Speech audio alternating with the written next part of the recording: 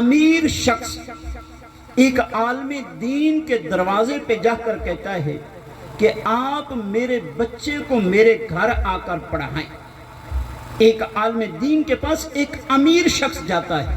یہ اس دور کی بات کر رہا ہوں کہ جب امیروں کے اندر دین پڑھنے کی، قرآن و حدیث پڑھنے کی چاہت تھی اور تڑپ تھی. ایک علم دوست وہ لوگ تھے. اس وقت کی بات کر رہا ہوں. آج ہمارے ماحول کے اندر وڈیرے لوگ جو ہیں وہ سرنگیاں بجانا تو جانتے ہیں، وہ گویے کی سر بنانا تو جانتے ہیں، لیکن رسول اللہ کے فرمان کو پڑھنا نہیں جانتے. مدارس کے اندر اگر آتے بھی ہیں تو وہ لوگ آتے ہیں کہ جو ذرا کمزور ہوتے ہیں مالی لحاظ سے، لیکن ان کمزور لوگوں کا مدارس کے اندر آنا اللہ ان کے لیے دنیا کے لیے بھی بارے نیارے کر دیتا ہے اور آخرت کے بھی اللہ ان کے لیے دروازے کھول دیتا ہے. یہ اس وقت کی بات تھی کہ ایک غریب، ایک امیر، ایک عالم دین کے دروازے پہ جا کر کہتا ہے کہ مولانا صاحب آپ میرے بچے کو پڑھانے کے لیے میرے گھر آئیں. تو وہ کہنے لگے، وہ عالم دین کہنے لگے کہ آپ کا مکان، آپ کا محل میری کٹیا سے جو ہے وہ 6 میل دور ہے. میں بوڑھا آدمی ہوں، میں ہر روز جو ہے وہ 6 میل جانا اور 6 میل آنا سفر طے نہیں کر سکتا.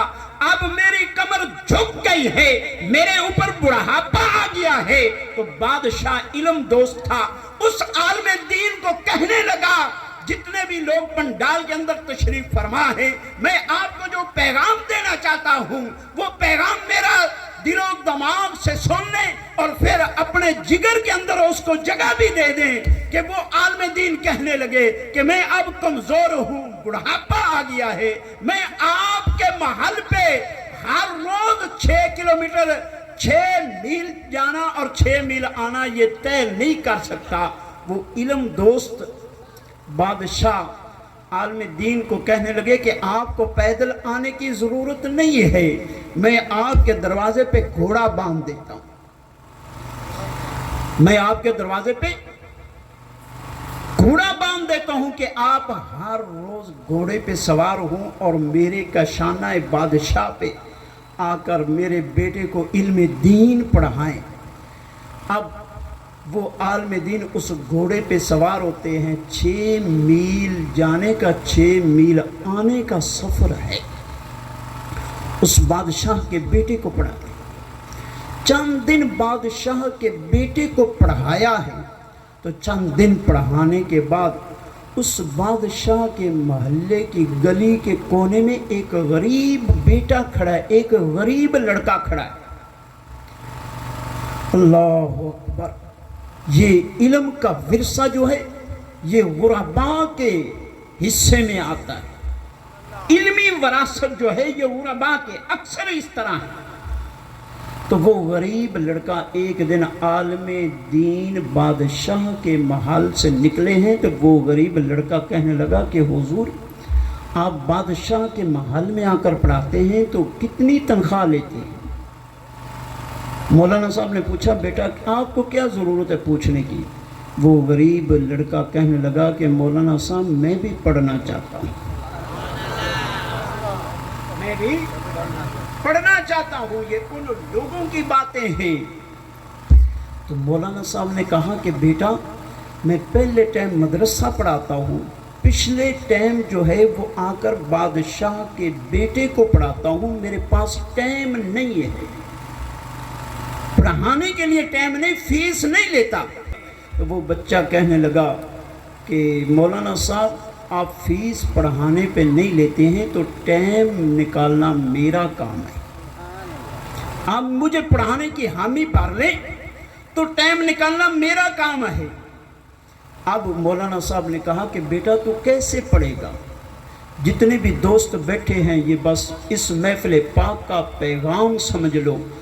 وہ لڑکا کہنے لگا جو بظاہر تو غریب نظر آ رہا تھا کہ مولانا صاحب جب آپ اپنے گھر سے گھوڑے پر بیٹھیں گے، بادشاہ کے محل پہ آئیں گے، آپ گھوڑے پہ سوار ہو کر آئیں گے، میں آپ کے ساتھ پیدل چلتا آؤں گا، میں آپ کے ساتھ پیدل دوڑتا ہوا آؤں گا۔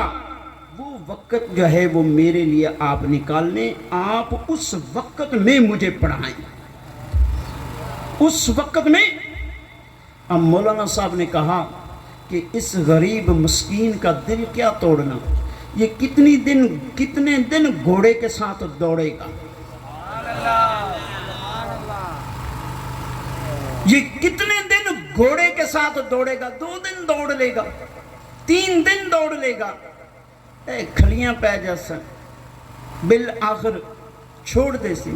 لیکن قربان جاؤں وہ بچہ کہ جس نے 1 دن 2 دن 1 ماہ 2 ماہ 1 سال 2 سال نہیں بلکہ 6 سال گھوڑے کے ساتھ دوڑ کر پڑا ہے۔ کتنے سال؟ 6 سال۔ کتنے سال بچے نے گھوڑے کے ساتھ دوڑ کر پڑا؟ 6 سال۔ استاد صاحب گھوڑے پہ سوار ہوتے ہیں، وہ علم کا پیاسا گھوڑے کے ساتھ دوڑتا ہے، استاد گھوڑے پہ سوار ہے اور طالب علم استاد کے قدموں پہ ہاتھ رکھتا ہے، گھوڑے کے ساتھ دوڑتا ہے، آتے بھی جاتے بھی۔ ہر روز جو ہے وہ 12 میل اور 20 کلومیٹر کا سفر طے کرتا ہے، پھر 1 دن طے نہیں کیا، 1 ماہ نہیں کیا، 2 سال نہیں کیے، بلکہ 6 سال تک استاد کے قدموں پہ ہاتھ رکھ کر اس نے علمی سفر طے کیا ہے۔ اور جس طالب علم نے 6 سال جو ہے وہ استاد کے گھوڑے کے ساتھ دوڑ کر علم حاصل کیا ہے، میں طالب علموں کو بتا رہا ہوں اس طالب علم کا نام کیا ہے، اس کو لوگ امام غزالی کے نام سے یاد کرتے ہیں۔ اللہ اکبر۔